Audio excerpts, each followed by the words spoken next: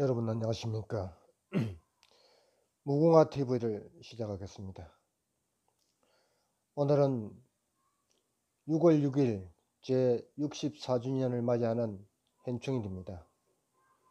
저는 오늘 거제시가 추모하는 충원탑에 헌화 분향했습니다. 충원탑은 6.25 전쟁 때 이 나라 자유 대한민국을 지키기 위해 목숨을 바친 호국의 영령들에게 애를 바치는 곳입니다. 그러나 오늘 저는 듣지 말아야 할 말을 듣고 왔습니다. 현재 거제시장은 오늘 연설에서 앞으로 전쟁은 없어야 된다. 한반도 평화를 위해 남북 간의 전쟁 대립은 더 이상 없어야 한다 하며 오늘 이 자리가 일제와 싸웠던 수많은 호국 영령들과 베트남전에서 희생하신 분들의 영면을 기리는 자리이며 당시 아주 독립만세를 불렀던 것처럼 우리 거제는 한국전에서 피난민을 보듬어 안았던 지역이다. 거제시 1200명의 공무원과 함께 순국 선열들과 그 유족들을 위해 최선을 다하겠다고 말했습니다. 이 연설에서와 같이 충원탑이 가지고 있는 참혹한 6.25 전쟁에 희생된 영령에 대한 언급은 없었습니다. 전쟁을 피하기 위해서는 무엇보다 중요한 것이 최고의 전투를 준비하는 것이 세계 전국가의 보통적 가치입니다. 북한이 핵미사일 시험 발사를 하고 최근에는 이스칸데라 탄도미사일을 발사했음에도 불구하고 이 정부와 또한 우리 거제시는 북한 괴뢰 정권에 대한 규탄은 단 한마디도 없었습니다. 국가 안보가 무너지고 군 기강이 해이해진 이 마당에 우리가 다시 한번 마음을 가다듬고 더더욱 안전을 위해 마땅히 우리가 비판해야 될 주적 북한에 대해 말 한마디 못하는 것을 보면서 과연 오늘 이 충원탑이 말하고 있는 호구의 정신은 무엇인지 되물어 보고 싶습니다. 오늘 자리에 함께 해주신 거제시 전 부시장 서일준은 행사 주최 측에서 헌화 분향 명단에도 없었고 불러주지도 않았습니다. 이 충원탑이 우리 사회 모든 사람들에게 헌화하고 추모하는 분용서임에도 불구하고 1년 전까지만 해도 그래도 우리 거제시를 위해 일해온 전 거제시 부시장에게 헌화의 기회까지 주지 않았습니다. 물론 개인적으로 하면 되겠지만은 그래도 명단에서 빠져 있다는 것에 저는 분노를 느꼈습니다. 누구보다 화합과 시민의 결집을 시켜야 할 거제시장의 행사 진행을 보면서 안타까운 마음이 들었습니다. 정말로 기가 찹니다. 또 오늘 행사 관계없는 말씀을 한마디 드리겠습니다. 어제 청와대에서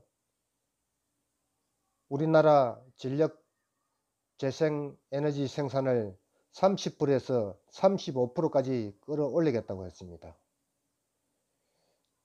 2016년 한전이 연간 12조 원의 흑자를 냈던 기업입니다. 그런데 올 4월에 6,899억이라는 적자 기업으로 되고 말았습니다. 이 모든 원인이 무엇이겠습니까?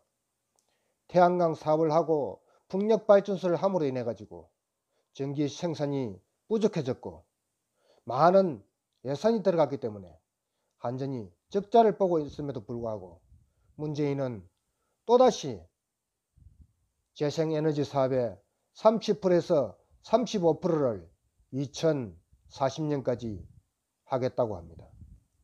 이게 도대체 말이 되는 소리입니까? 이 잘나가던 세계 1등 원전 기술을 가지고 있는 나라에서 원자력 발전소를 쓰지 않고 자연을 훼손하고 환경을 파괴시키면서 태양광 발전소를, 풍력 발전소를 엄청난 돈을 쏟아부어 가지고 만든다는 것이 도대체 여러분은 이해가 가십니까?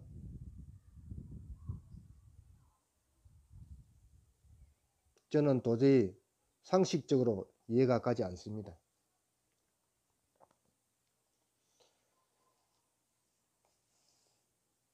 지금 작년까지만 해도 재생에너지 사업이 우리나라 현재 1.67%였습니다. 그럼에도 불구하고 이렇게 엄청난 비용이 들어갔는데 또다시 30에서 35%의 재생에너지 사업에 투자를 하게 되면 앞으로 이 막대한 자금과 또 올라갈 전기료는 누가 부담해야 되겠습니까? 미래에 우리 젊은 청년들이 이 모든 것을 짊어지게 될 것 아닙니까?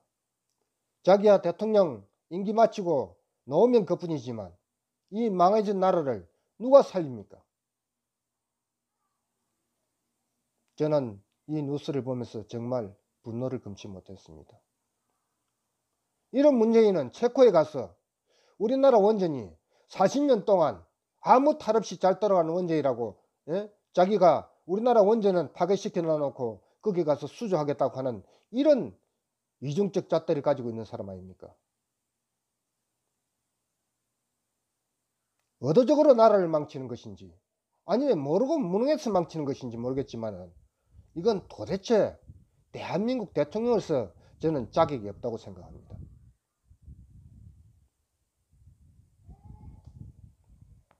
존경하는 국민 여러분, 저는 이 무궁화 TV를 통해서 제가 지식도 없고 아무것도 모르고 또 시골에 사는 한 사람으로서 이 정부가 하는 작태를 보면서 국민의 한 사람으로서 정말 분노를 금치 못합니다.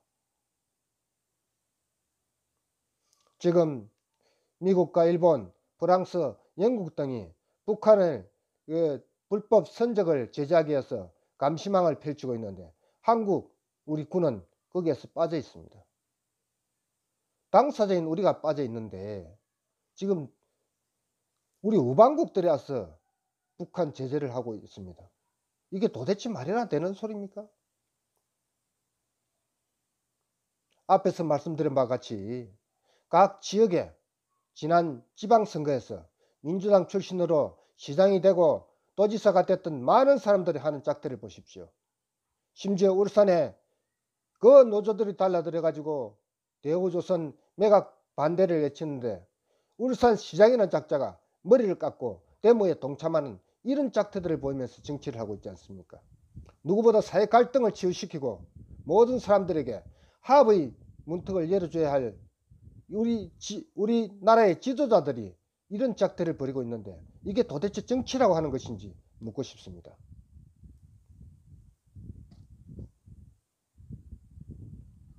대통령이 솔직한 얘기로 능력이 안 되면 장관이나 각 부처 담당관들이 대통령한테 직언을 해서라도 바로 잡아가야 될 것인데 이 정부는 전부가 똑같은 사람들만 모여가지고 하고 있는 작태를 보면 정말 우라통이 침입니다. 그러면서 6월 9일날 6박 8일로 해외 순방을 또 간다고 합니다. 순방인지 여행인지 모르겠지만은 지금까지 해외 순방에 나가서 무슨 성과를 가져왔으며 우리 국민들에게 무엇을 알려줬는지 여러분 한번 생각해 보십시오.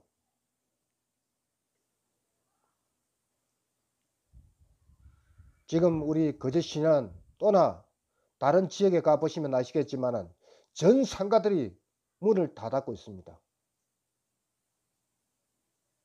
불과 2년 만에 이 나라가 이렇게 거지꼴로 걸레가 되어가고 있는데 우리가 정말로 깨닫지 못한다면 절대 안 됩니다. 다가오는 총선에서 우리는 반드시 이들에게 엄중하게 우리의 주권인 선거를 통해서 물어야 될 것입니다. 오늘 저는 6월 6일 제64주년 현충일을 맞이해서 그것이 초원탑에 참여한 한 사람으로서, 또한 대한민국 국민의 한 사람으로서 이 정부가 하고 있는 이 모든 작태들을 보면서 분노를 느끼며, 능력이 안 되면 하루라도 빨리 자리에서 일어나서 다른 사람한테 정부를 주는 것이 저는 맞다고 생각합니다.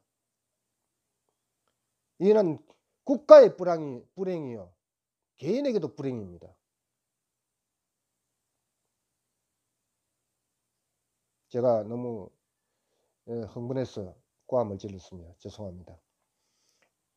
그러나 저와 같은 심리를 가진 많은 애국 국민들이 제 이 말에 공감하시리라 믿습니다.